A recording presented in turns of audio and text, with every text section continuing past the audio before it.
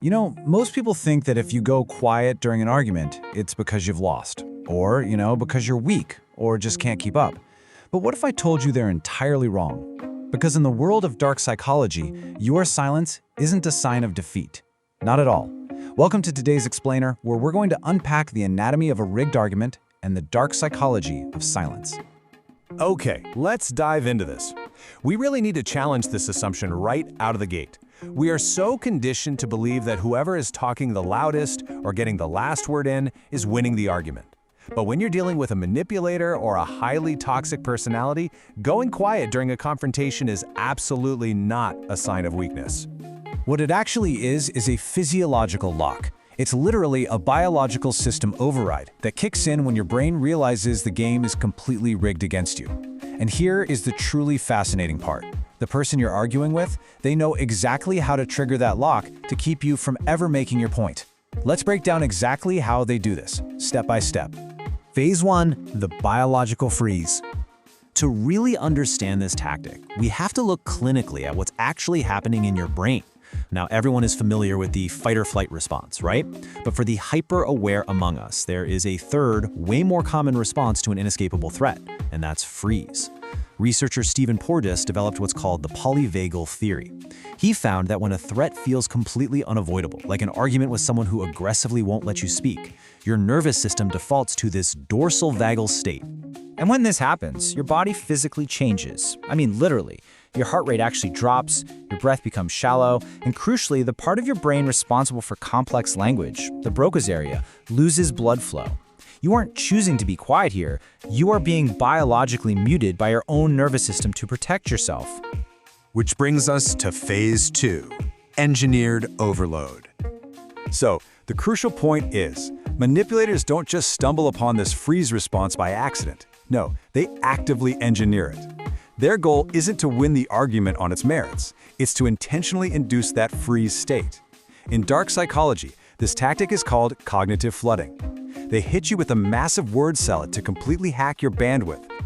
Think about it. A healthy disagreement stays focused on one truth, right? You're trying to reach a resolution. But cognitive flooding? It's a rapid-fire sequence of unrelated past mistakes, logical fallacies, and like 5 simultaneous accusations thrown at you all at once.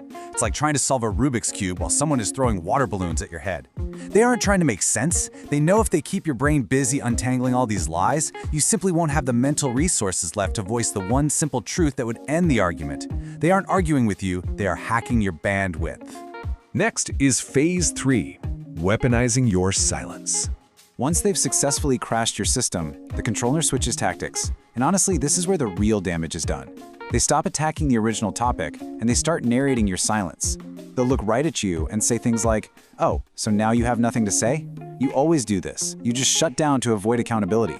They make it look like a deliberate, stubborn choice on your part. This right here is a classic psychological tactic called projective identification. What they're doing is taking their own refusal to have a healthy, grounded conversation, and they are projecting it right onto your biological freeze response.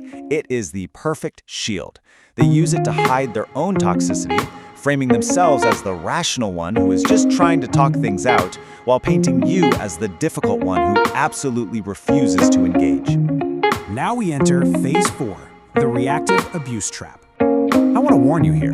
There is a second, much darker reason they want you to stay quiet. And this brilliantly illustrates the predictable, almost robotic algorithm manipulators use. Step 1, they induce the freeze with cognitive flooding. Step 2, they narrate your silence to shame you. Step 3, they wait. They know silence builds pressure. They'll keep you in that frozen state, poking and prodding at your character until eventually the pressure breaks and you snap. And then, step 4, they play the victim. In dark psychology circles, this exact dynamic is called reactive abuse, because when you finally do speak, you won't be calm, you'll be screaming, you'll be highly emotional, you might say something you deeply regret, and the second you do, they win. Because now they can point to your intense emotional reaction as the actual problem, completely ignoring the 10 solid minutes of psychological engineering that pushed you over the edge. But here comes phase 5, the paradigm flip. Now take a deep breath. Let's slow things down for a second, because this reframes the entire dynamic. This is the absolute truth that controllers are terrified you're going to realize. Now, what's really interesting about this slide is the manipulator's assumption versus the biological reality.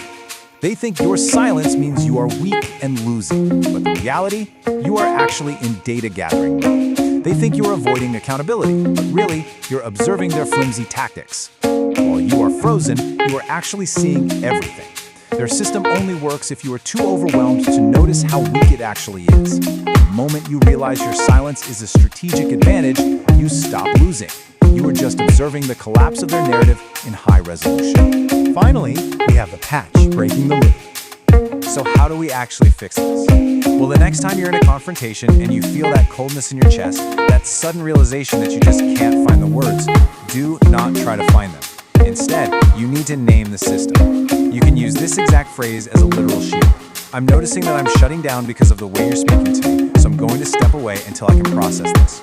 You aren't arguing, you aren't defending yourself. You are simply stating a biological fact out loud.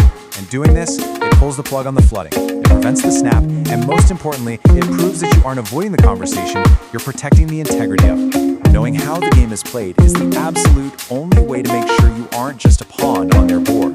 So, I leave you with this. Now that you can see the strings, will you ever let them play you again? If you've ever felt that freeze during a fight and this explainer resonated with you, drop a shield emoji in the comments below. Let's see how many of us are finally taking our power back.